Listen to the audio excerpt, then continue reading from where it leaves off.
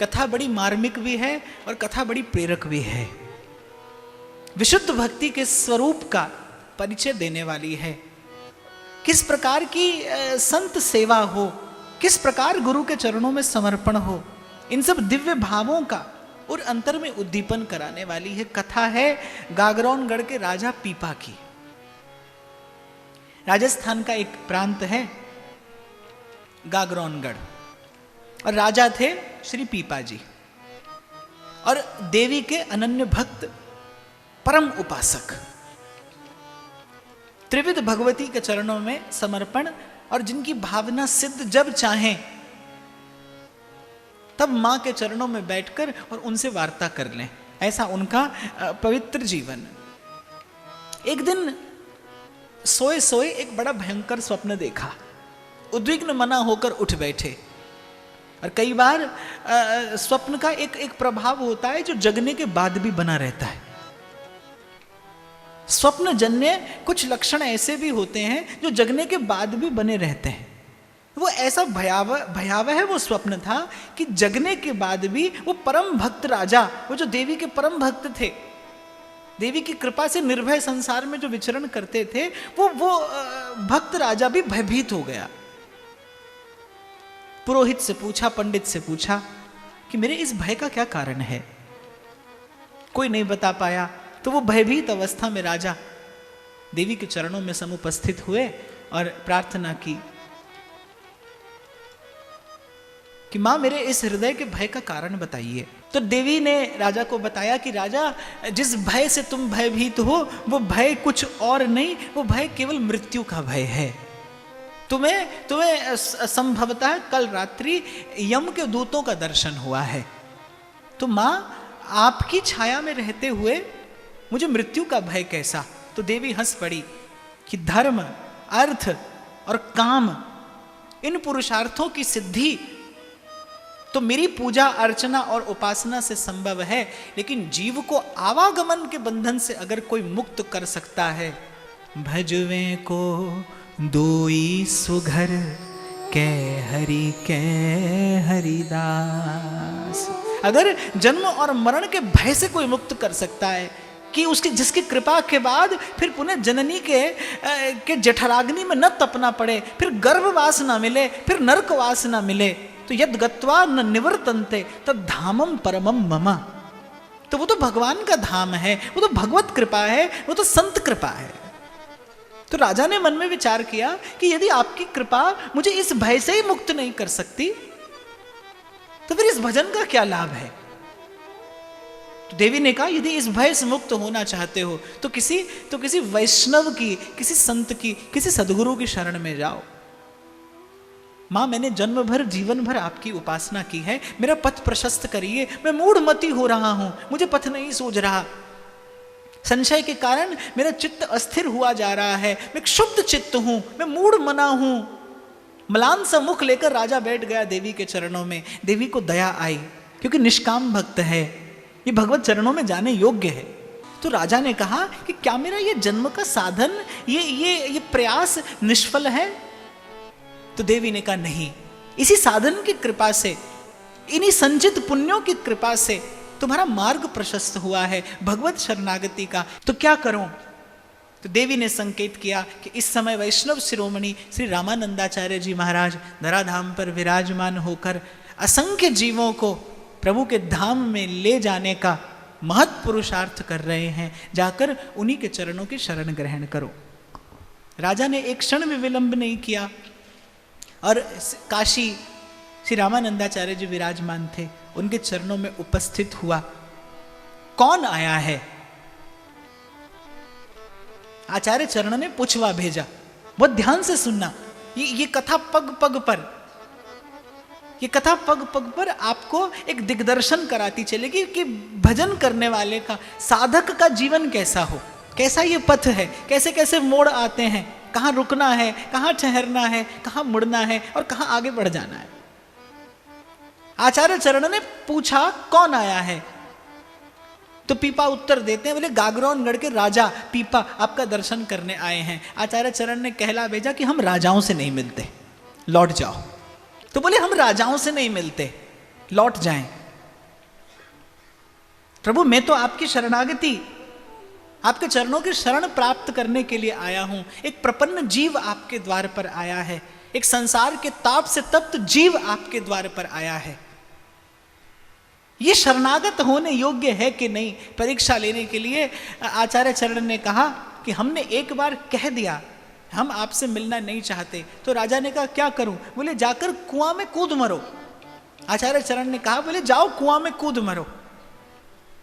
और राजा ने मन में विचार किया कि जिस तन से गुरु के निकट ना जाया जा सके, उस तन को, उस मैले कुचैले देह को धारण करने से लाभ भी क्या। तो कुआं में बोले और कोई आज्ञा तो आपकी पालन कर सके न कर सके, आपके मुख से ये आज्ञा मिली है, आप मुझे शिष्य स्वीकार करिए न करिए, मैंने आपको गुरु स्वीकार कर लिया है। और आज गुरु से पहली बार आज्ञा मिली है कि जाओ कुआं में कूद मरो। और कोई आज्ञा तो कभी पालन कर पाऊं न कर पाऊं, कम से कम ये एक आज्ञा तो पालन कर लो। और बस कुआं में कूदने को तत्पर हो गए। आचार्य चरण ने सेवक पीछे लगाए थे कि राजा देखना क्या प्रतिक्रिया देता है। और जैसे ही राजा कूदने लगे, ले आए, आचार्य चरण की शरणागत कर दिया कि ये जीव अधिकारी है। शरणागत हो गए। और जिस प्रकार जन्मों से अंधियारे किसी स्थान में प्रकाश करने के लिए कोई बहुत बड़ा विलंब नहीं लगता, कोई आकर एक दीपक जलाए और प्रकाश होता है, बस ऐसे ही जन्मों के उस अंधियारे मन में गुरु की कृपा ने उजास भर दिया, गुरु की कृपा ने प्रकाश भर दिया कि राजन अब तुम भगवान के शरणागत हो, जाओ हरिगुण गाना और संत और भगवंत की सेवा करना। राजा के मन में मोद भर गया, राजा के मन में उल्लास भर गया। राजा ने कहा कि एक बार आपके श्री चरण पधारें और मेरे स्थान को पवित्र कर दें, प्रसादी कर दें, जिससे मैं उसका उपयोग कर सकूं। आज तक संसार के विषय का उपभोग करता आया हूं, आप एक बार अंगीकार कर लीजिए, आप एक बार स्वीकार कर लीजिए। तो जाओ हरिगुण गाना, संत भगवंत की सेवा करना। 1 वर्ष के पश्चात तुम्हारी सेवा की रीति, तुम्हारी प्रीति प्रतीति देखकर तुम्हारे महल में आना होगा। राजा मन में उल्लास भर के गुरु चरणों की आज्ञा सिरोधार्य करके, साईं बुल्ले शाह कहते हैं हुण मैनू कौन पिछाणे, मैं हो गई होर दी होर। जब गुरु चरणों में माथा रखा था तब कुछ और था, और जब उठाया है तो कुछ और है। तो बड़े भाव में भरकर राजा ने वर्ष भर गुरु आज्ञा शिरोधार्य करके खूब संत सेवा की। और सेवा भगवान को खींच लाती है। सेवा करने वाला भगवान के निकट नहीं जाता, सेवा करने वाले के निकट भगवान आते हैं। भगवान को आकर्षित करती है सेवा। राजा ने खूब संत सेवा की, खूब हरिगुण गाया। गुरुदेव को अपना वचन स्मरण था। ठीक 1 वर्ष के पश्चात श्री रामानंदाचार्य, कबीर जी, रैदास जी और सहस्रों संतों को संग लेकर गागरौनगढ़ पधारे। और राजा के तो आनंद का पारावार नहीं। गुरु ने देखा कि राजा का जीवन वस्तुतः सेवामय हो गया है, भावमय हो गया है। जैसे द्वार पर पहुंचे, करूं आरती चरण पखारो,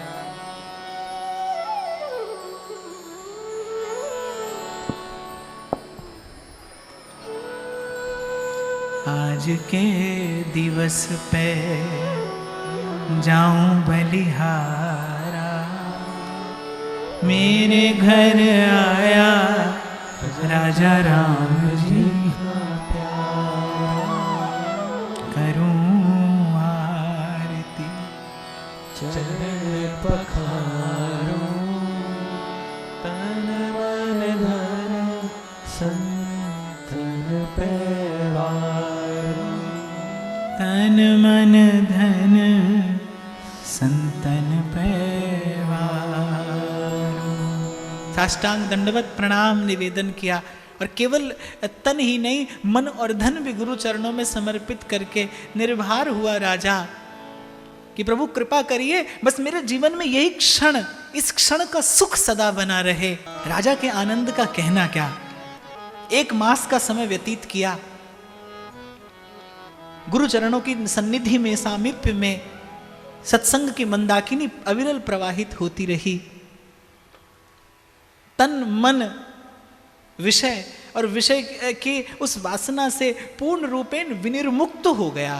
जब चलने का समय आया तो राजा को लगा कि गुरुदेव के साथ साथ प्राण भी चले जाएंगे। गुरुदेव के बिना जीवन कैसे धारण किया जाए। बड़ी अनुनय विनय की, बहुत समझाया आचार्य ने कि तुम राजा हो, तुम पर प्रजा का भार है। लेकिन राजा ने बड़ी दृढ़ता से उत्तर दिया, जो कुछ है सो थारो में तो कुछ ना कमायो जी, हानि लाभ सब थारो में तो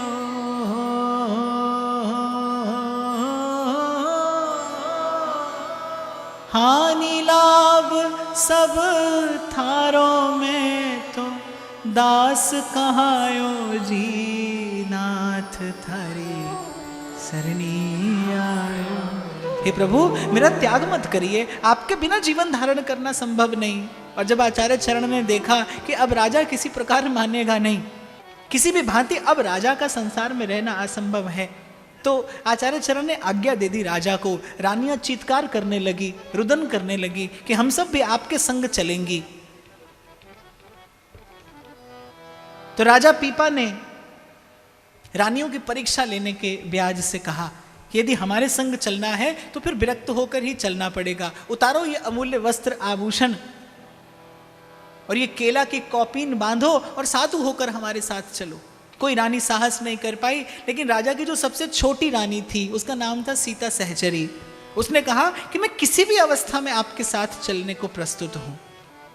राजा को इस बात की बिल्कुल आशा नहीं थी कि मेरे कहने से रानी ये अमूल्य वस्त्र आभूषण उतारकर और एक मात्र केला की कौपीन धारण करके वो परम विरक्तों का सा भेष धर के हमारे संग चल देगी। जिसने कभी अपना पांव भूमि पर ना रखा हो, उसके लिए वो बन के कंटका कीर्ण पथ, कैसे उनका अनुगमन संभव हो पाएगा। पर रानी अपने वचन में दृढ़ प्रतिज्ञ कि मैं किसी भी अवस्था में आपके साथ चलने को प्रस्तुत हूं। वो केला की कौपीन धारण करके जब रानी आई तब राजा को चिंता व्यापी कि मैं तो किसी प्रकार से इनसे संबंध विच्छेद करना चाहता था, अब क्या करूं। आचार्य चरण ने कहा कि ये वस्तुतः तुम्हारे संग चलने योग्य है। राजा ने कहा, प्रभु इनको संग में ले जाकर भजन किस प्रकार संभव हो पाएगा। राजा जानता है कि वो पथ कैसा है, प्रेम गली अति सांकरी, तामे दो न समाए, वहां हम दोनों कैसे चल पाएंगे।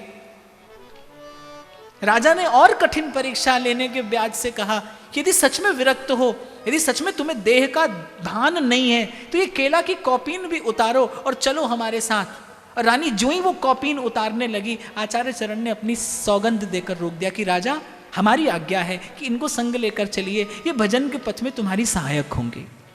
बड़े भारी मन से राजा को लेके चलना पड़ा। सारा का सारा संत समाज कथा कीर्तन करते करते द्वारिका धाम पहुंचा, द्वारिकाधीश का दर्शन किया। आचार्य चरण और सब संत मंडली तो वहां से चल दी, लेकिन पीपा जी और सीता सहचरी के मन में इच्छा थी कि कुछ देर द्वारिका धाम में रहकर प्रभु का दर्शन किया जाए, प्रभु की रूप माधुरी का पान किया जाए। प्रत्यक्ष दर्शन की पिपासा जगी और किसी ने कहा कि द्वारिकाधीश यहीं प्रत्यक्ष विराजमान हैं। यदि विराजमान हैं तो फिर हमें दर्शन क्यों नहीं होंगे। किसी संत ने कह दिया कि ये 3 हाथ की भीत तन हरि दर्शन में आड़, ये जो पंच तत्व का ये जो 5 भौतिक जो ये देह है, बस यही भगवान के दर्शन में बाधा है। तो दोनों के मन में बड़ी उत्कट अभिलाषा दर्शन की और विचार करने लगे जो बाधा है उस बाधा को तुरंत दूर करना चाहिए। और दोनों द्वारिकाधीश नाम का नाम लेकर और समुद्र में कूद पड़े। दोनों कब कूद पड़े समुद्र में, दोनों को पता नहीं चला, क्योंकि तन मन प्राणों में तो केवल एक अभिलाषा थी, किस प्रकार द्वारिकाधीश की कि वो मुख माधुरी चकोरवत उस मुख चंद्र की चंद्रिका का पान कर लें। दोनों कूदे और वहां द्वार पर द्वारिकाधीश समस्त पटरानियों के सहित खड़े थे, भक्त और उस भक्ता का स्वागत करने के लिए। 7 दिन प्रभु के महलों में प्रभु के साथ रहे और 7वें दिन प्रभु ने कहा कि अब आप लौट जाइए। और सूरदास कहते हैं, सूरदास प्रभु काम धेनु तज छेरी कौन दुहे, जिसे एक बार भगवान का सानिध्य मिल जाए उसे क्यों कर संसार रुचने लगा कि प्रभु किस प्रकार से अब लौट जाए आपके चरणों में रह लेने के बाद। इस प्रकार कठोर न होइए। भगवान ने कहा कि हमारी कृपा से आपको ये दर्शन, ये माधुरी, ये लीला, ये चिंतन सतत बना रहेगा, लेकिन यदि आप नहीं लौट कर जाते तो संसार में हमारा बड़ा भारी अपयश हो जाएगा। तो पीपा जी ने कहा आपका अपयश कैसे हो जाएगा? बोले आप जब कूदे थे तो क्या कहकर कूदे थे? पति पत्नी दोनों एक दूसरे के मुख की ओर देखने लगे। भगवान ने कहा याद आया क्या कहकर कूदे थे? बोले हाँ। क्या? बोले जय द्वारिकाधीश। और भगवान कहते हैं कि संत लोग मेरे नाम की क्या महिमा गाते हैं। नाम लेत भव सिंधु सुखाही, जिनका नाम लेने से भव सिंधु सूख जाता है। मेरे भक्त मेरा नाम लेके संसार सिंधु में डूब गए तो क्या मेरा अपयश नहीं होगा?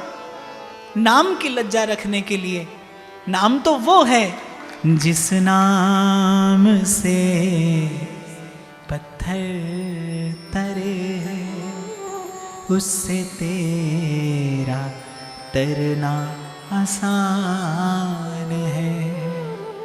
जरा शरण मेरे राम की, मेरा राम करुणा निधान। जिसका नाम लेने से पत्थर तरता है और आप दोनों वो नाम लेने से डूब गए। यदि आप नहीं लौटे तो संसार सोचेगा कि भगवान का भक्त भगवान का नाम लेकर भी डूब गया, मेरा बड़ा भारी अपयश होगा, नाम की महिमा कलंकित हो जाएगी। नाम की महिमा रखने के लिए आप लौट जाइए। लौटा दिया भगवान ने, लेकिन ऐसे नहीं, प्रीति का प्रसाद देकर लौटाया। प्रभु ने अपने अनुराग का परम धन देकर भेजा, शंख चक्र गदा पद्म की छाप देकर भेजी। द्वारिका में जय जयकार होने लगी कि भक्त भगवान का दर्शन करके आया है, भक्त भगवान से प्रसाद लेकर आया है। बड़ा यश फैलने लगा, चारों ओर दूर दूर से भक्त लोग दर्शन करने के लिए आने लगे। जब पीपा जी और सीता सहचरी द्वारिका से निकल कर कहीं दूर चले गए, मन में ये विचार करके कि यहाँ रहना अब ठीक नहीं, यहाँ प्रतिष्ठा बहुत बढ़ चली है, भजन भावना की हानि है। मार्ग में कुछ यवनों ने आक्रमण कर दिया। सीता सहचरी बड़ी रूपवती थी और अब तो रूप का कहना क्या, भगवत दर्शन करके आ रही थी। वो कुछ यवन लोग, म्लेच्छ लोग टूट पड़े उन पर। प्रभु ने आकर रक्षा की और जब दूर हुआ उन यवनों का भय तो पीपा जी कहने लगे देखो मैंने पहले ही कहा था कि ये पथ ठीक नहीं है, तुम अब भी महल लौट जाओ। सीता सहचरी कहने लगी कि आप लगता है अभी तक प्रभु के भक्त जन रक्षक स्वरूप से परिचित नहीं हुए। अगर ये सत्य है कि संसार में भय है तो फिर ये भी तो सत्य है कि उस संसार के भय का हरण करने वाले प्रभु मेरे सदा सर्वदा अंग संग हैं, वो सदा सर्वदा मेरे रक्षक हैं। राजा प्रसन्न हो गए कि तुम्हारे हृदय में भक्ति दृढ़ है, तुम्हारा विश्वास सुदृढ़ है, मैं तो केवल तुम्हारी परीक्षा लेने हेतु कहता था। चलते चलते पहुंचे एक स्थान पर जहां एक ग्राम में भगवान के परम भक्त दंपति चीधर और चीधराइन रहते थे। पीपा जी और सीता सहचरी ने उनकी संत सेवा की बड़ी महिमा सुनी थी, संत सेवा की उनकी बड़ी महिमा सुनी। लेकिन जब कुटिया पर जाकर देखा तो दोनों बड़े चकित हुए।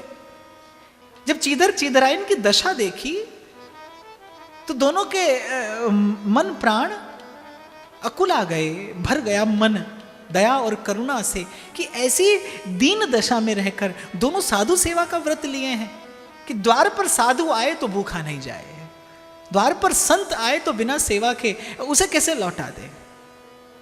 तो पीपा और सीता सहचरी पहुंचे। सीता सहचरी के तन पर तो बड़े दिव्य वस्त्र और आभूषण थे जो माता रुक्मिणी ने पहनाकर भेजे थे, और पीपा जी के तन पर शंख चक्र गदा पद्म की वो छाप, वो दिव्य भगवान के आयुध चिन्ह आदि प्रभु ने स्वयं अलंकृत करके भेजा था भक्त को। उनका दिव्य रूप देखा, चीधर चीधराइन ने साष्टांग दंडवत प्रणाम निवेदन किया, बड़े आदर से भीतर बैठाकर उन्हें बैठाया। चीधराइन के मन में चिंता हुई कि आज तो घर में सीधा सामान भी नहीं है, अब और भोजन का समय है, आज की साधु सेवा कैसे होगी।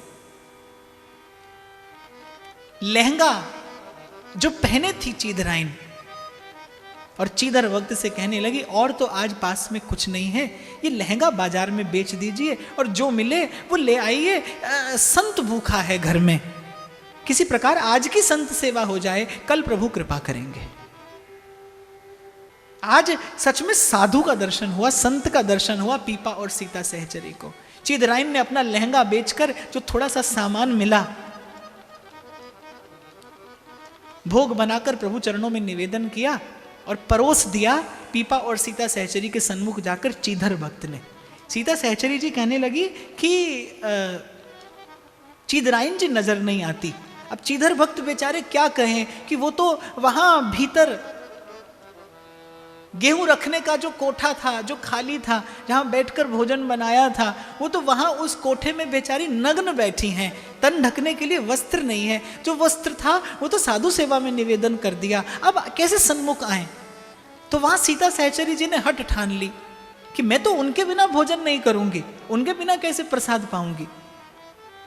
जब चीदर भक्त ने बहुत मनाने का प्रयास किया, लेकिन सीता सहचरी नहीं मानी और उठकर चल दी। कोठरी में जाकर देखा तो चीधराइन नग्न अवस्था में बैठी हैं। आश्चर्यचकित हो गई सीता सहचरी कि भक्तानी जी आप यहां इस प्रकार नग्न बैठी हैं।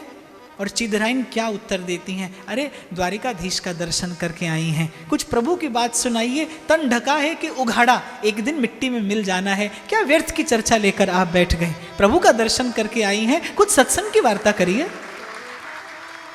रो पड़ी सीता सहचरी, चरण पकड़ लिए उस भक्ता के कि हमने आज तक साधु सेवा का केवल दंभ लिया था।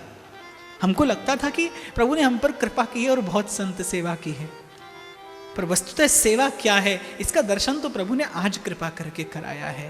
इस प्रकार चिदराइन की अद्भुत संत सेवा का दर्शन करके आगे बढ़े, अनेक अनेक जीवों को भजन भाव में लगाया, अनुग्रह करके कृपा करके भगवत चरणारविंद का आश्रय प्रदान किया पीपा जी और सीता सहचरी ने।